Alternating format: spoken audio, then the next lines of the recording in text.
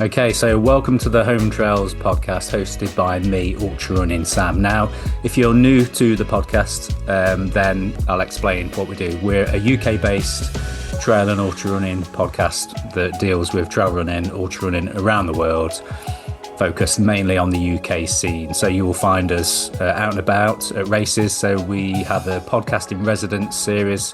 So in January, we were at the Spine race. In May, we were at the Lap in the Lake District. And in September, we were up in the Lake District again, doing 13 valleys. So check out those podcasts in residence. We also have the documentary series, Home Trails, so starting with Jasmine Paris, Jet Scott, Kim Colliston, Lucy Gossage. So go out and check out those feature-length interview documentary style podcast videos that they're on YouTube. So check them out. And there's audio versions as well. So dive into the content if you're new to the show. Go into the back catalogue and see those episodes. Hope you enjoy the show. So we'll move on swiftly to our next guest.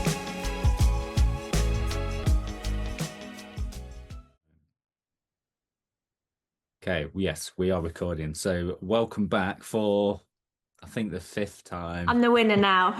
I am the winner. You've officially won. Charlotte Fisher. Suck it, Paul. Suck it, Damien Hall.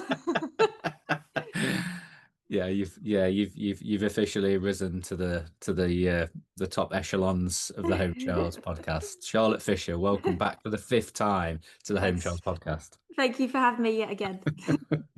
Well, I think it's kind of like turned into a thing now, isn't it? That whenever you do well at a race, we just have to have you on, don't we? So yeah. Right. Tell me how. Well, okay. Before we talk about the race, then, what have you been up to in the meantime? Because I look back and it was actually only like August when we last spoke. So that was obviously, when you got second at UTS. So what have... No, Lakeland. Oh, was it Lakeland? Oh man, yeah, Lakeland. August was Lakeland. Can't keep up with all of your success. So yeah, since we last spoke, then what's happened other than obviously Mallorca? I started Invisalign actually. So I've taken it out for the interview. So my teeth are looking straighter. That's a good thing. Other than that, just running, I would say. The only difference is the Invisalign, taking it out so I don't have a lisp for the podcast, because I hadn't started that yet actually. I noticed my teeth were really bad in my Lakeland interviews, not with you. They put a camera right in my face at the end. Yeah. And I was like, I hate my teeth. So since then, I've started Invisalign to manifest hopefully lots more interviews in the future. Well, I would have thought in your line of other work that you would have picked up on something like that before. No, I just think when I was in control of the content, I could just hide my teeth. But I think it's a bit different now. When a camera's shoved in my face at the end of a race and I have to do an interview, I just noticed my teeth. I was like, oh God. I did have races when I was younger. So anyway, started Invisalign. And other than that, yeah, just done a ton of running. So I did a bit of training out. I think after I switched to you, I went on holiday and went back to the Lake District and then to Scotland. So just did a bit of like leisure running on holiday with Charlie as I built back up. And then first week of September, went and took myself to Austria for a little training camp. I had a girlfriend that she wanted to go on like a wellness holiday. And I said, look, I'll go run in the day, you go off and hike, and we'll hang out in the evenings and use the spa and stuff. And that worked out really well. So did, a week kind of altitude training and just being able to focus just solely on running that week. And then the rest of the training was more or less done on the Isle of Wight. Apart from I did a long weekend back in Mallorca to do a little recce of the new route, because it had actually changed from when I had gone out to do it the year before and it was cancelled. The reason why I signed back up was I was like, oh, I've already done a recce, I know the route. But actually the route did change. Yeah, so I did go out for a long weekend. Oh, and other than the Invisalign, I've had shingles. So really? 3 weeks of shingles. It's not as bubonic plague sounding. If you don't know what it is, Chickenpox. Yeah, but it actually isn't. So I didn't have any rash, and it's not contagious. For me, it was a nerve condition. So I thought I was dying actually. I just suddenly got all this intense pain underneath my armpit, which obviously you think is like your lymph nodes, and then around my Mm. boob and my back. And I was like, that's it, I'm terminal. Like the pain was What? so Yeah. crazy. I genuinely was going to check myself into hospital. And anyway, turns out I had a bit of a rash come up, a bit like a stingy nettle sting. And then Yeah. it obviously made sense. It's shingles, which is chickenpox in your body from But it's, when you were a child. It lays yeah. dormant. And then when Mm. you're run down, aka doing Comes out. massive training weeks, so it was at my Yeah. peak training. Shingles just, yeah, entered the chat and decided to make my life hell. And I No. think I must have complained about it 24/7 for those 3 weeks because it was agony. Even up until the race, I had it, but I think the race knocked the last of the shingles out of me. I think my body went through so much trauma in the event that actually afterwards I was like, the shingles is finally gone. So, Gone. yeah, yeah, it So was kind of did phasing out anyway, but yeah. yeah, so did that affect your training then? Had you Um, done more or less done everything by that point? no, it was pretty much my peak weeks. So sorry about can you hear the phone ringing? No, no. Oh, yeah, so it was my intense training weeks, and I just had to train through it. It was just it's meant to be characterized by extreme fatigue, and I Mm. think maybe that was just my normal, so I didn't actually Yeah. notice. Um, I felt tired, but I am tired because I do a lot. Yeah. Yeah. But I still managed to do it. I was just in a lot of pain. I tried to get away wherever I could, not wearing my hydro pack because that kind of rubbed the area where it's the craziest thing. It felt like I had like a third-degree burn, but my skin looked totally normal. Could even touch it. Couldn't. It felt like the skin had been ripped off, but you couldn't even see it. It was the weirdest illness Mm. ever because it was so painful, but just not visible at all. So I just had to grit my teeth and get through it. And actually, I had it quite badly for the recce when I went out there. So I did a 55k day, a 45k day, and a 42k day.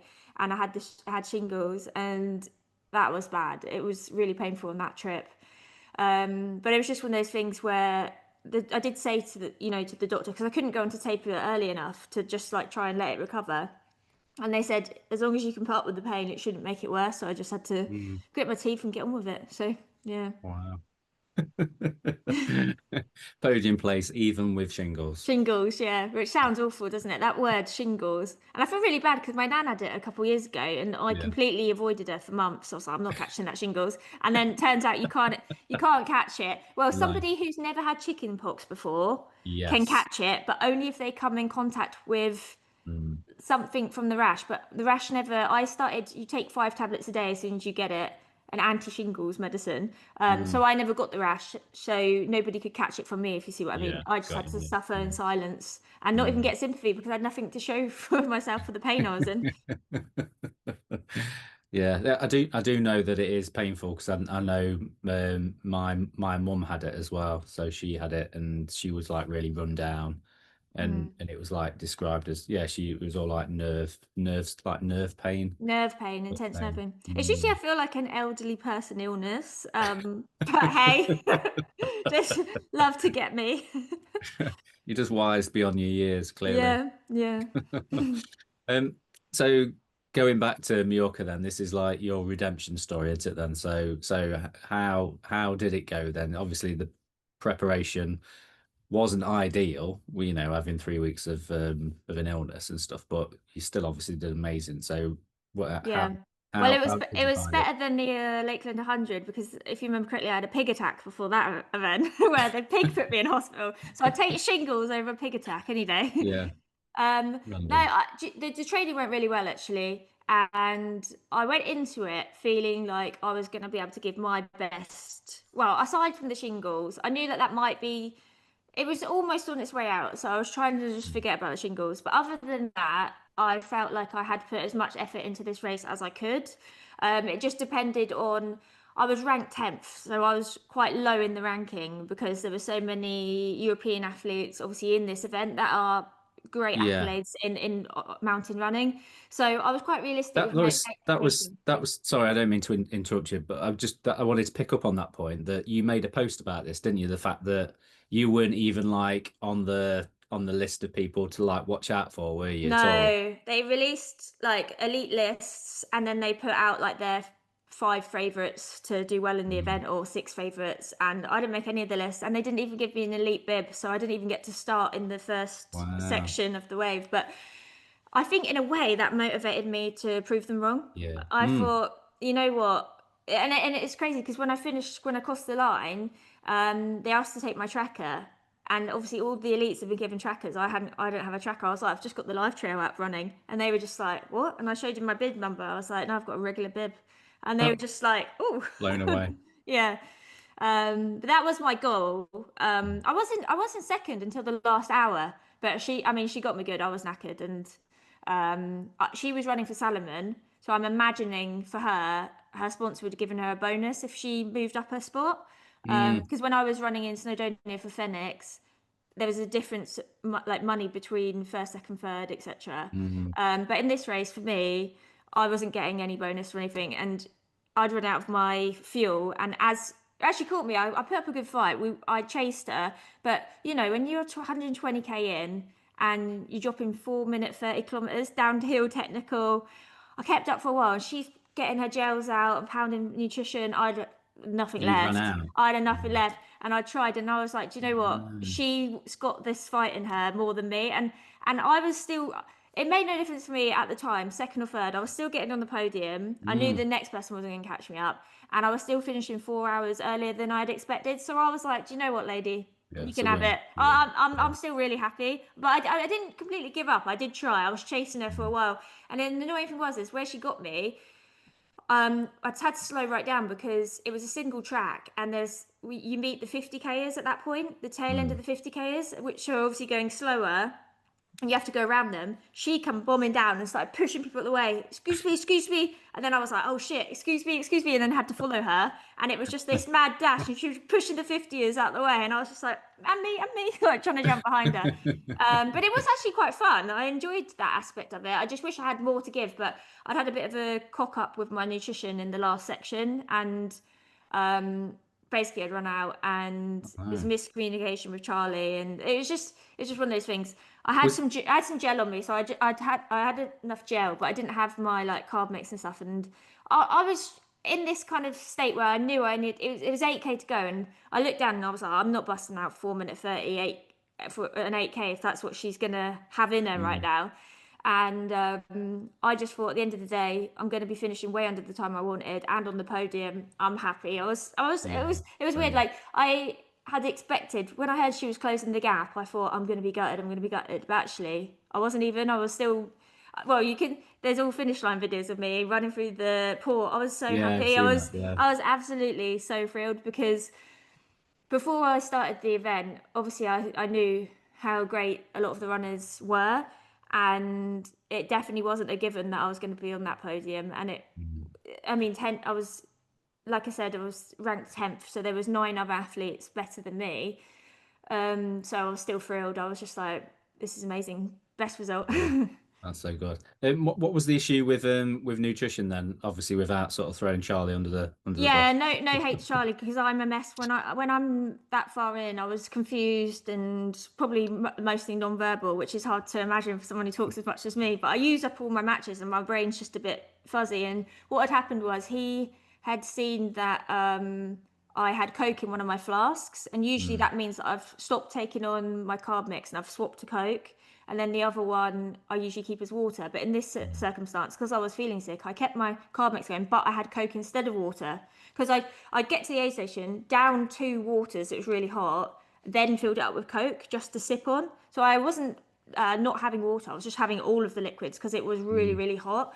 mm. And he had just seen me and saw that I had Coke, and I'd said no to something, and he thought that was basically the miscommunication. You couldn't take anymore. Yeah. He thought I was done with it because in the past I have said, yeah, no, I can't take any more of that.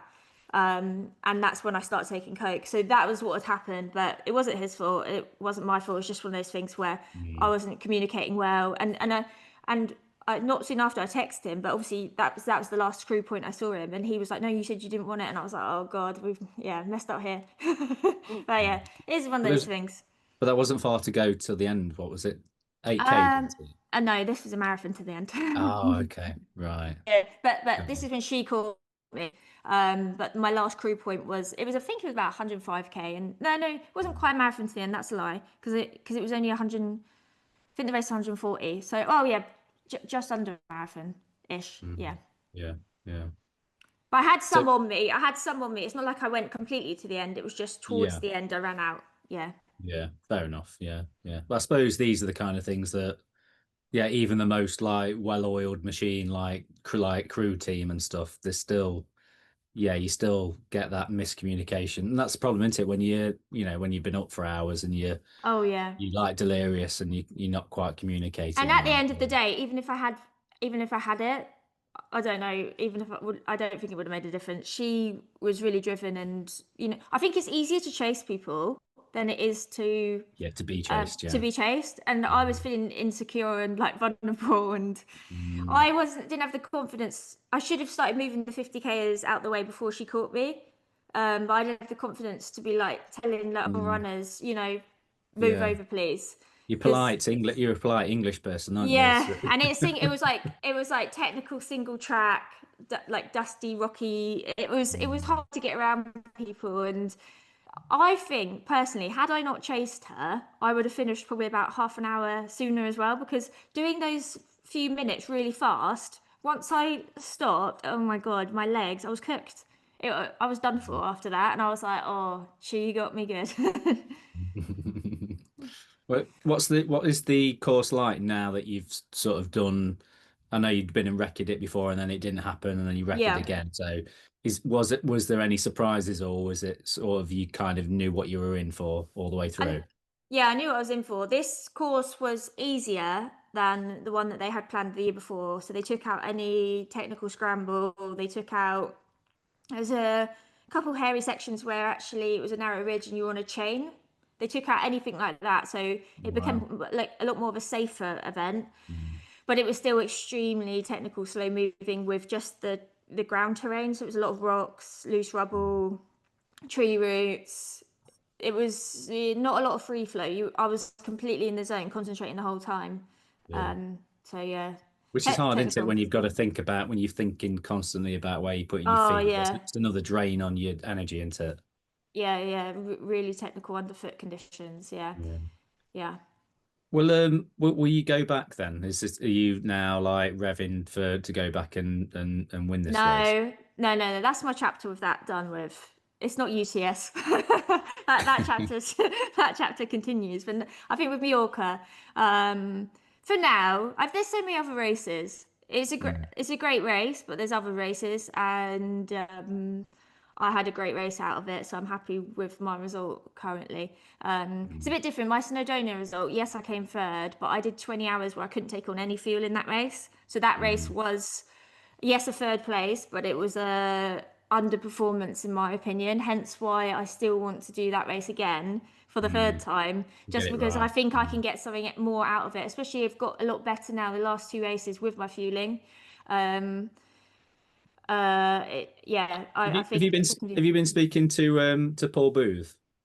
A little bit. But Yeah, I couldn't do his studies because I was out in Mallorca training and yeah, stuff, yeah. and but I would like to do one of his studies. I think there'd be just something with him would be really interesting. I've listened to every Mm, podcast since he was on your one, all of the podcasts on the information, and I took a lot of it on board actually. And I do think I was aiming for too high carb before, which is why my body just didn't agree with it. mm. And yeah, so I was doing slightly less, and then towards the end of this race, extremely less because I ran out. But yeah, It's interesting though. Like I was interviewing Hugh Tibbs, who just not long ago won Autumn 100 yeah, fastest Centurion ever race. 100, isn't it? That's it, Yeah, fastest ever 100-mile trail. And he was saying that his carb intake's only about 70 grams yeah. per hour, something like that. So he was saying that it for him, he thinks that he'll probably will start to try and push it up, but it's worked fine for him. So And these people probably weigh like 15, 20 kg heavier than me. So it's like, for me, even that is like really mm, high, isn't it? Like, I was aiming to start with like 80 grams, and it's just like, that's not right for me, I don't think. It's too mm, much. But yeah, you got I like listening to how with Tom's, fueled him up like more on the climbs, less, Mm, and like that strategy I yeah, think makes a lot of sense. And yeah, I was taking my gel in a flow gel flask because I mm, find I can do that way as well. I can take on more gel rather than have to open it and then finish one gel. That's yeah, I prefer to fuel with the flow gel now because then I can take a bunch on just as I'm doing a climb, and mm, then yeah, it kind of works out that way. yeah. And you don't have the horrible sticky gel wrappers Yeah, to yeah, deal with. yeah. Absolutely. So what are your learnings from this race then, from this performance? What have you sort of sat back and thought, right, need to change I that, or that went really well, or I feel like every time I'm trying to find my limit. So I've played it too safe, I think, in the past, and I worry about going out too hard and blowing up. mm, Whereas I've listened to loads of things, obviously what Josh Wade said, and he basically just said like you have to go out hard now like to be one of the front ones. So yeah, that was my mindset in this one. It was like if you blow up, you blow up, but you've got to try and find like mm, yeah. And I ran with the first woman for the first marathon or so. She left an aid station before I did, and then once that gap had kind of materialised, I couldn't catch up and then stay with her. yeah, But I think like going out hard, that's going to be like a tactic I'm going to take on from now because I can sustain it. It's not hard. You're not doing your like 5K pace, are you? But I think it is mm, important to just get ahead on the trails because there was a few times in this race where people did get in front of me on bits where I could have been going faster, but you do just mm, get a bit complacent, don't you? And you think, oh, they're climbing mm, at this stuck. speed, so you Yeah. just like stay that speed, and that's where you make like the little bits up on people. So I Mm, think, especially at the beginning of a race, you need to get up and onto the trails before the traffic, because a lot of people do go out too fast, don't they? And then they hold people up. mm, mm. Yeah, it's true, isn't it? You see, yeah, I mean, you see it on all the European races, don't you? Just people absolutely like flying, and then you invariably everyone ends up on like a single track, don't they? And you're all fighting Mm, for position. So yeah, you've got to be at the front, haven't you, really, nowadays? And I yeah, suppose the more people I've heard interviewed recently, that this question's come up about how quickly you set off. Um, More people are agreeing with that, saying that gone are the days where you could sort of sit back in the like towards the back of the front pack, or at the front of the middle pack, and then work your way up through the race and take people out.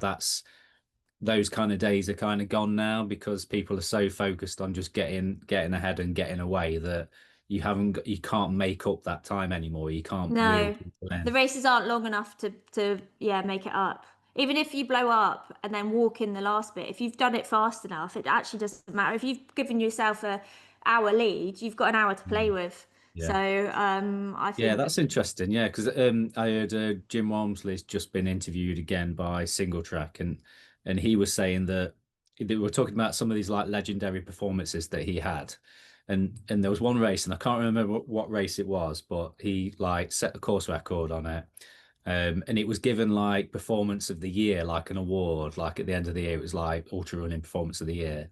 And he was saying he felt like a bit of a fraud because even though he knew that he had taken the course record and won, he said he had like a moment in that race where he was so far ahead of the course record, but he was absolutely trashed, and he was just sat like at an aid station and just drank like a 2 litre bottle of Coke and like changed his shoes because he was getting like cramp in his calves and stuff, and he was like, I'm done, I'm cooked. There's no way I'm gonna keep this pace up, and no way I'm gonna win this race.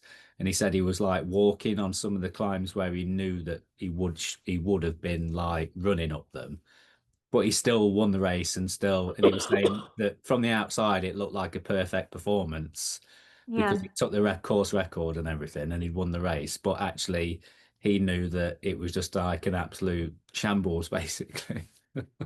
yeah. But I mean, a win is a win, isn't it? So Yes, yeah, however you get there, yeah, um, yeah.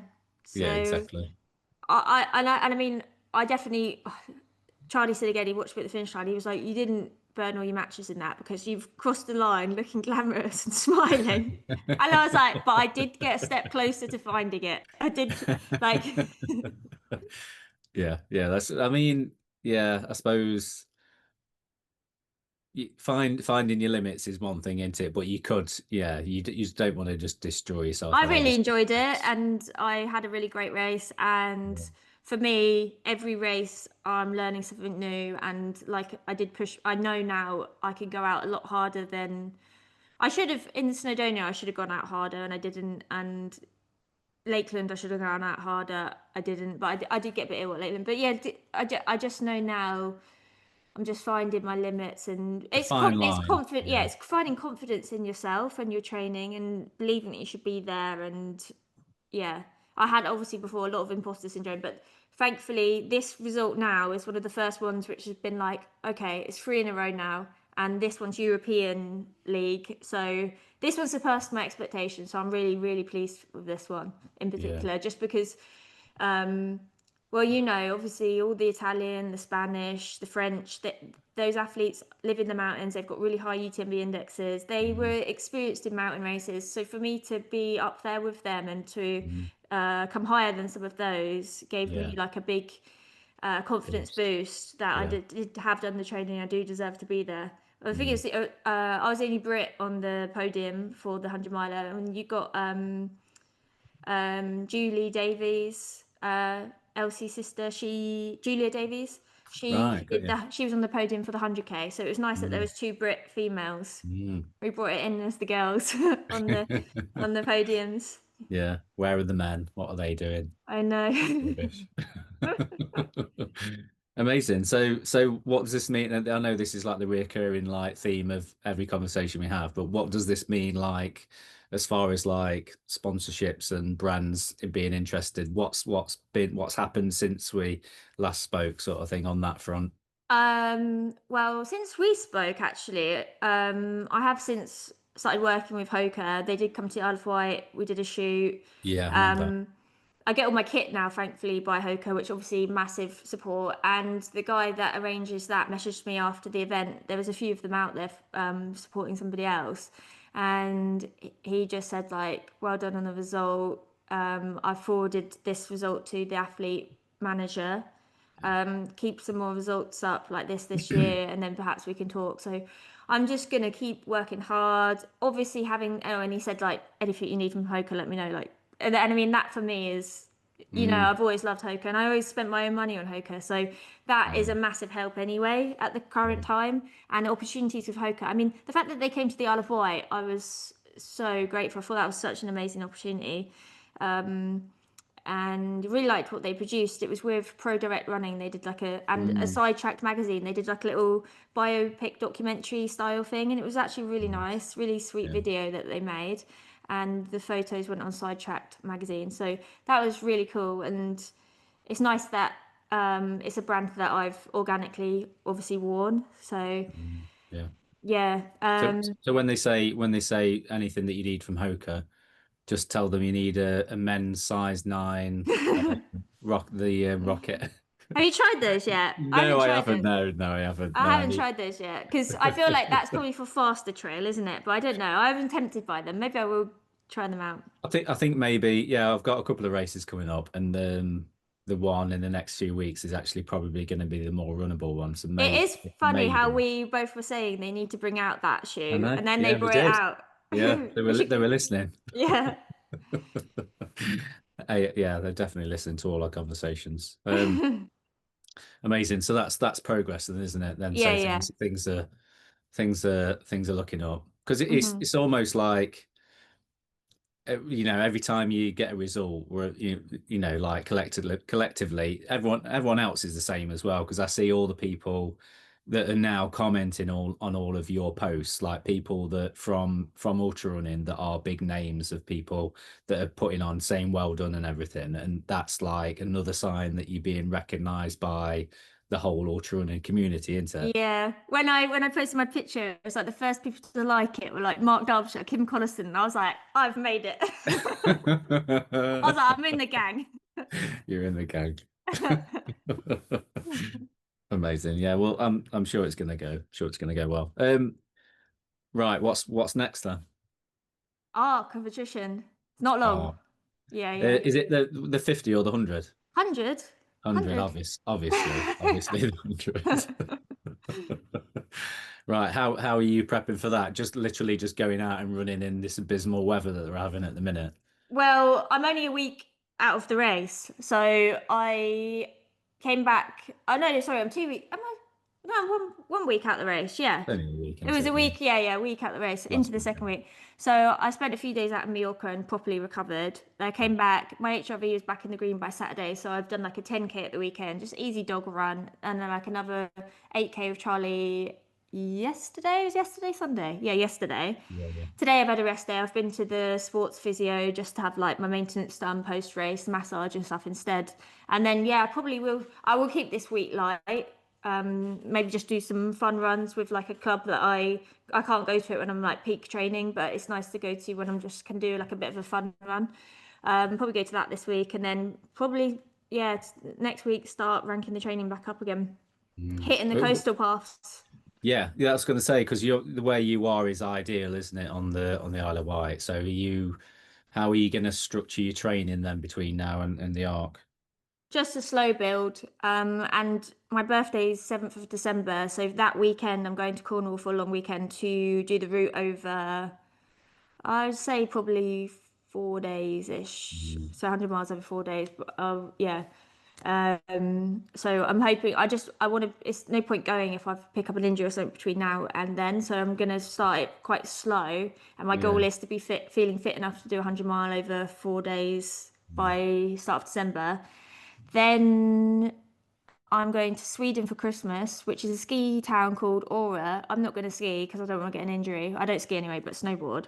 I'm not going to Mm. risk it. I'm going to take my snow spikes out and just do cold running for the week because you can still got the mountain trails and stuff, can't you? Mm. I'm just going at the edge of them.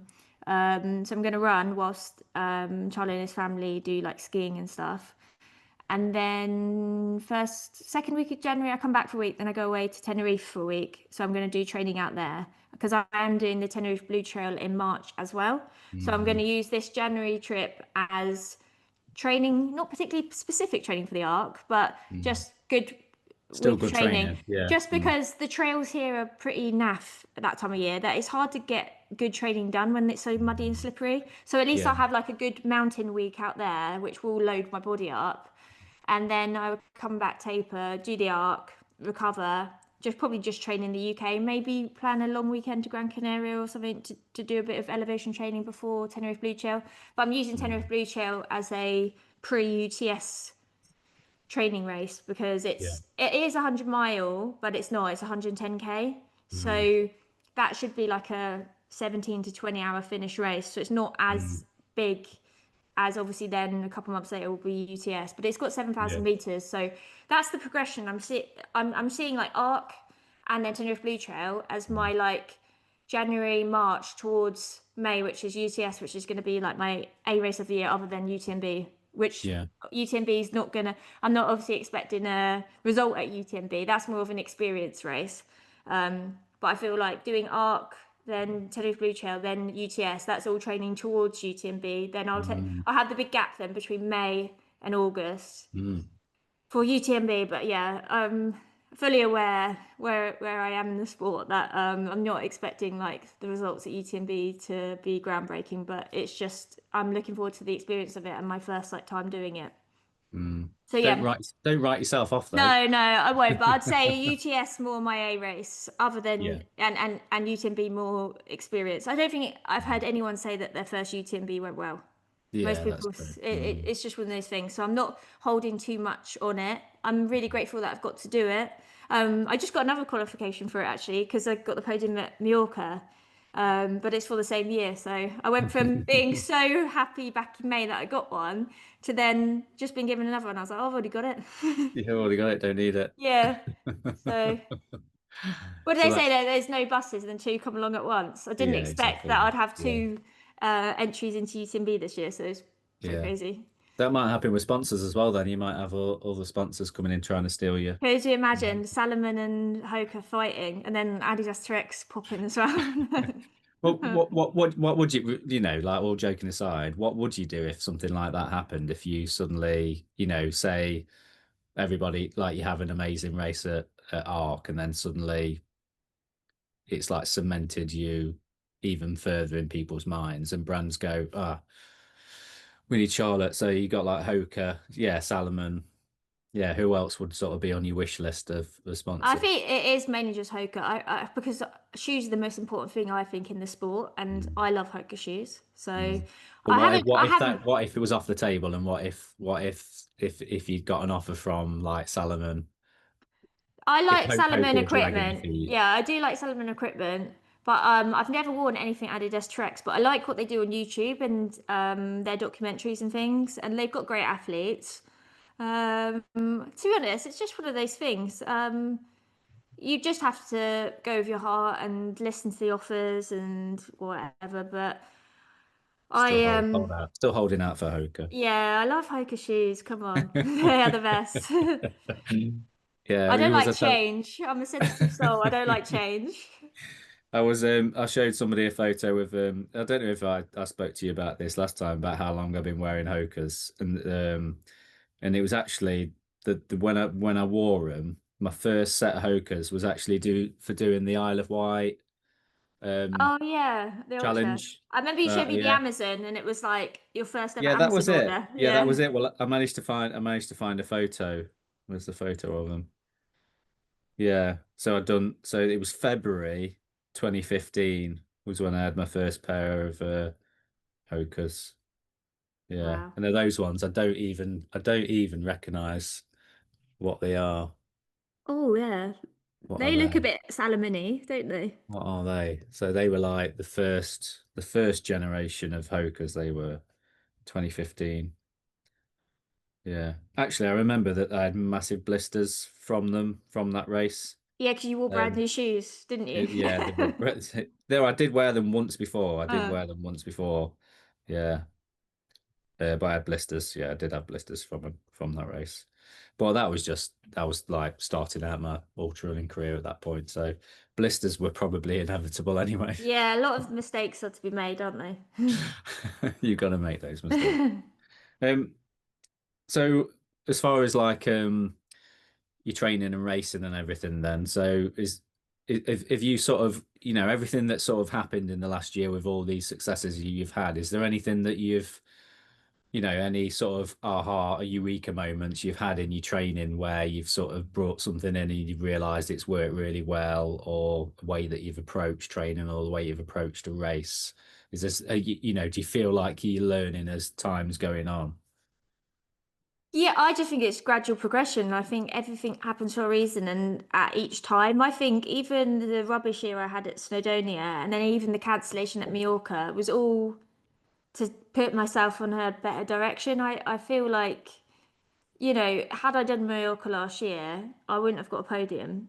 So, in a way, it being cancelled at the time, I was devastated. It was my A race of the year, but it meant now I've ended up with a podium on it. So, I believe everything happens for a reason, and it just kept me determined, training hard,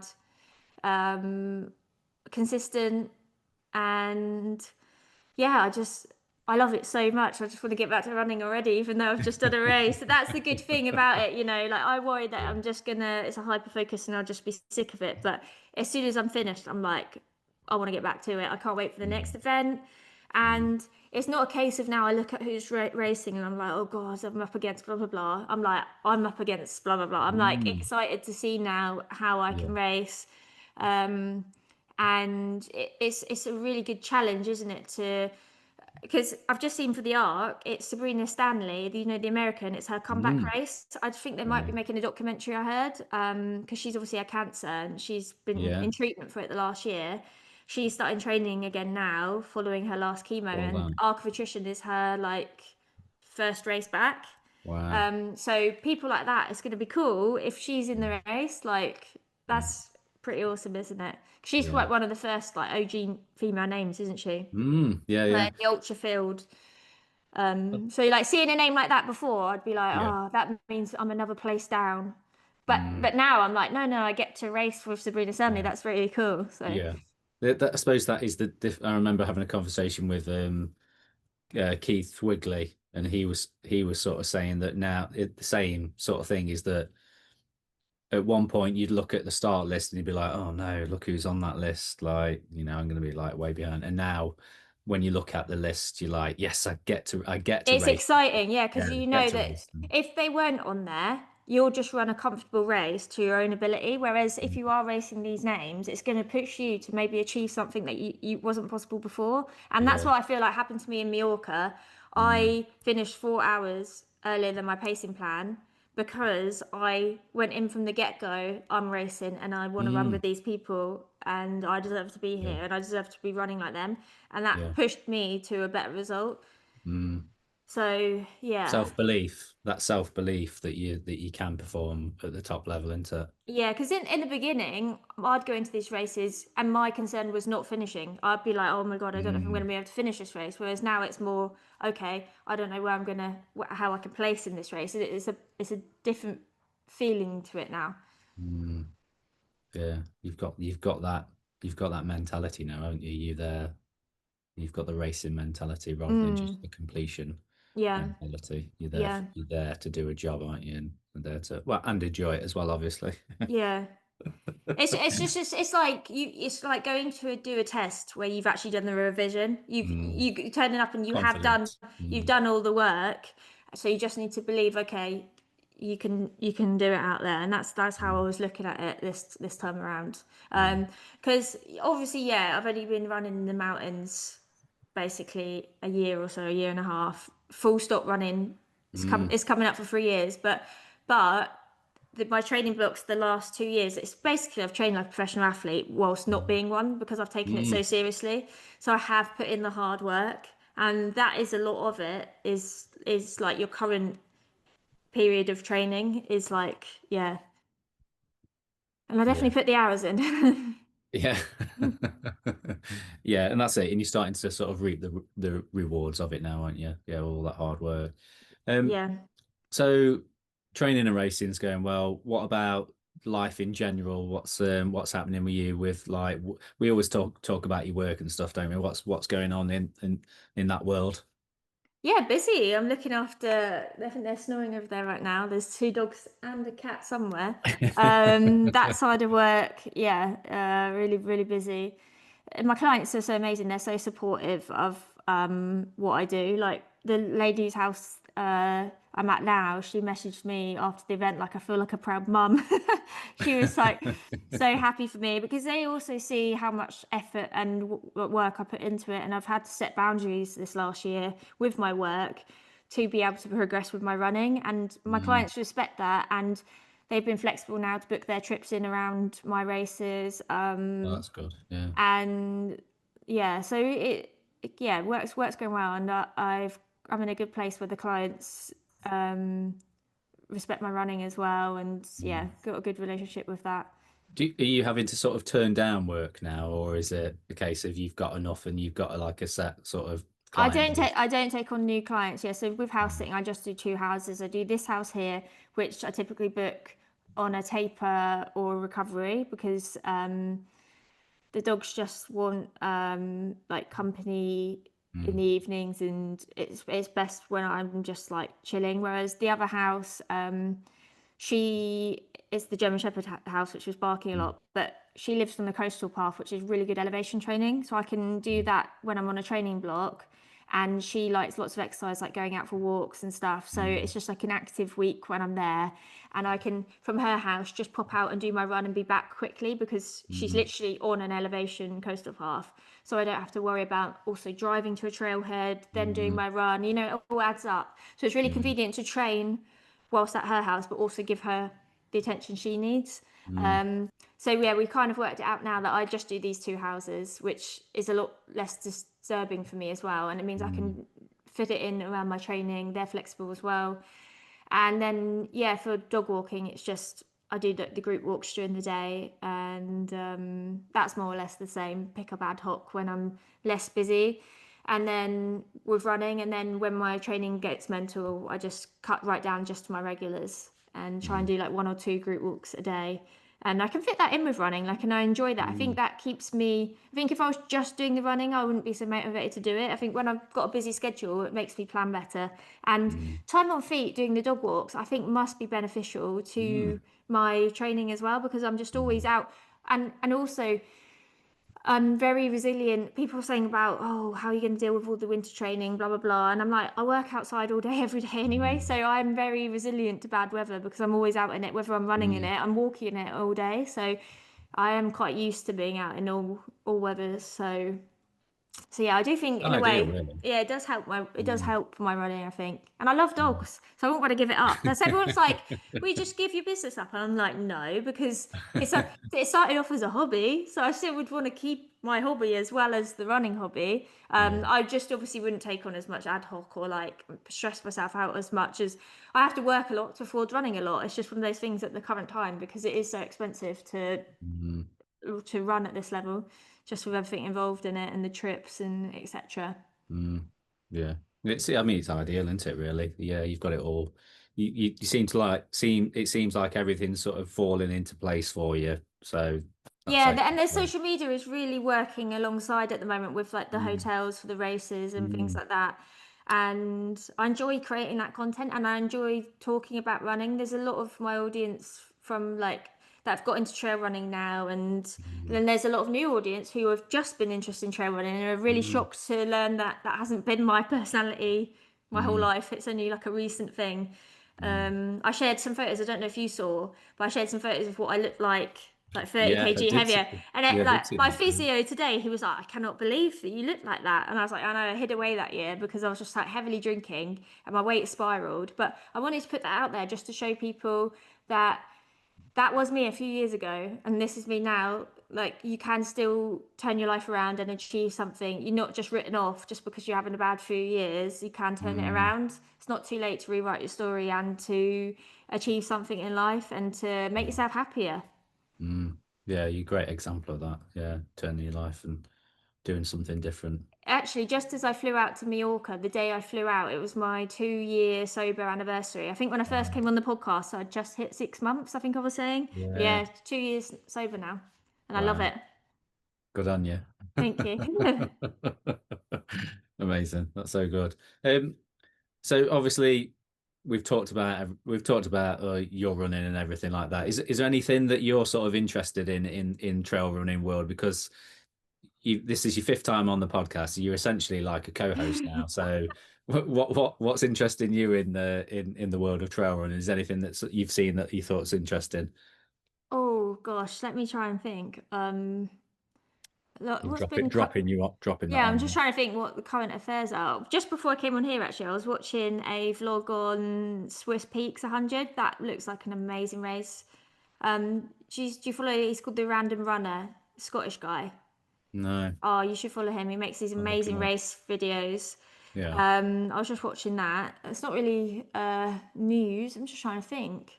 Did you hear about the Irish runner who's just broke the 100-mile record at Tunnel Hill? Was it a woman? Yeah, Yes. she beat Camille Herron's record. I Yes. did Yeah. see that. I did see Yeah. Yeah. that. Yes. Yeah, I saw that. I think Tunnel Hill is one of those races that's it's particularly flat, isn't it, and paved. So it's kind of Oh, is like it? yeah. So it's like paved. I don't know if it's paved as in like flagstone type of thing, but I think maybe it's like like an old ex-railway line that's been converted into Okay. like a walking Yeah. trail. I saw it was the first edition of the Puglia Italy UTMB event. And I Yeah. saw there's been a lot of chaos actually surrounding that because their Yes. cut-offs were too tight I and saw that. Yeah. tons of people have been cut off. And I had big reservations myself for Mallorca doing the same thing because Mm. I think they did cut. I think there was about 40% DNF rate in Mallorca. I think some people did get cut off, but I was quite concerned. But randomly, I bumped into one of the race directors when I was doing a recce. I didn't know he was a race director. He was just wearing one of the tops from the year prior, the UTMB Mm. Mallorca top. So I stopped him. He was with a group of people, and I was like, "You did UTMB Mallorca?" And basically, he was Spanish. I'm obviously British. I don't speak Spanish. He didn't speak great English, so Mm. I didn't actually understand that. I thought maybe he'd done the 25k or the 50k. He said he was going to be back for the event. Mm. But later on, he emailed me and he Mm. was the race director for UTMB Mallorca, Right. Valderan, and for No Tenerife way. Blue Trail, the Spanish race director. And he was just basically asking what I thought, because I'd said I was on a recce, I was on the final bit. He Yeah. just had said to me, what do I think about the GPX? What do I think about the route? And I Mm. just said to him, I have great concern that you're going to cut a lot of people off because Mm. it's a lot more. Basically, it had the same cut-offs as Trans Gran Canaria, but it was 20k longer than Trans Gran Canaria and much more technical. And Trans Gran Mm. Canaria is known as quite a savage race to get done within Mm. cut-offs as it is. Mm. So I just said, I think maybe you're going to cut people off, but he was like, we're going to play it by ear. If we have to extend the cut-offs, we will. But he did say it's not a hike, it's a run. I was like, yeah, fair enough.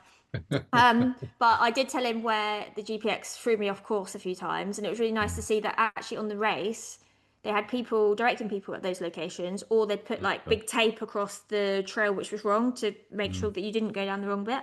Mm. And also, a big concern of mine in the beginning of the race was a lot of tree fall. It was like an obstacle course. Honestly, I don't know. I think they'd had big storms, and there was tons of trees down right along the trail. So you were spending so much time going over these trees. But when Mm. it came to the race, they'd cut through a lot of them. So I don't Mm. know if that was like the maintenance of the trail, because obviously there are famous trails in Mallorca for like hikers, or Mm. whether the event had gone ahead and cleared those. But that made Yeah. that made the first half a lot easier having those trees Mm. cut, because that was a Mm. big concern of mine. Mm.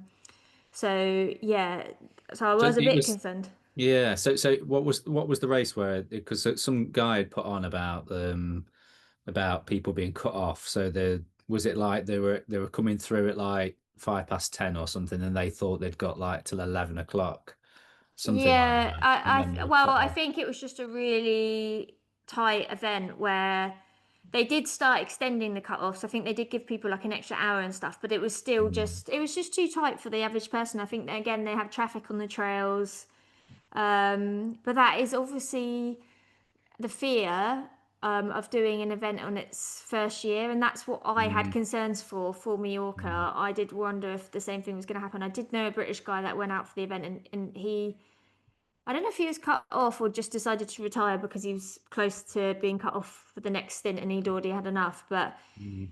it was, I think, it's one of those races where I don't think you could mess around in Mallorca. You know, like Lakeland 100, you can get around even if you end up like Mm. dragging yourself around.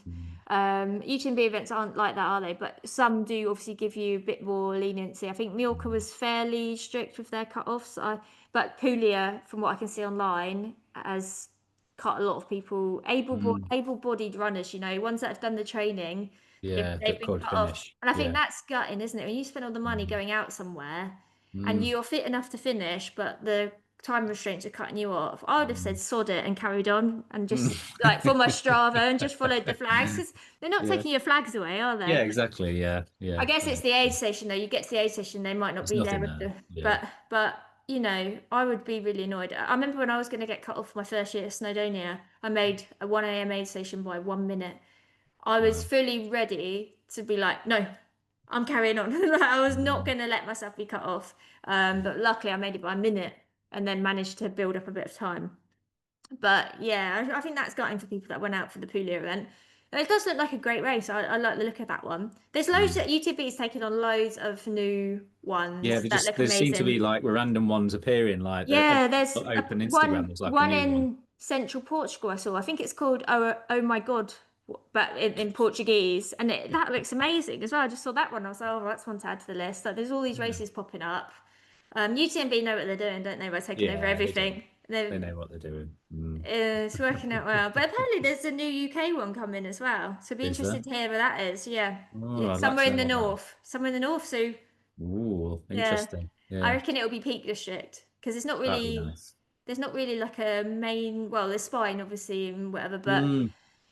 it won't be the lakes, will it? 'Cause there's enough going on in the Lake Don't District. know. You don't. Yeah, that'd make sense, wouldn't it, to have something north, but not quite. Yeah. Maybe Scotland though. I don't know. That would be a Yeah. good one. I'd like to do a race in Scotland. Race Yeah, across Scotland looks good. Maybe if I start going into longer stuff. mm.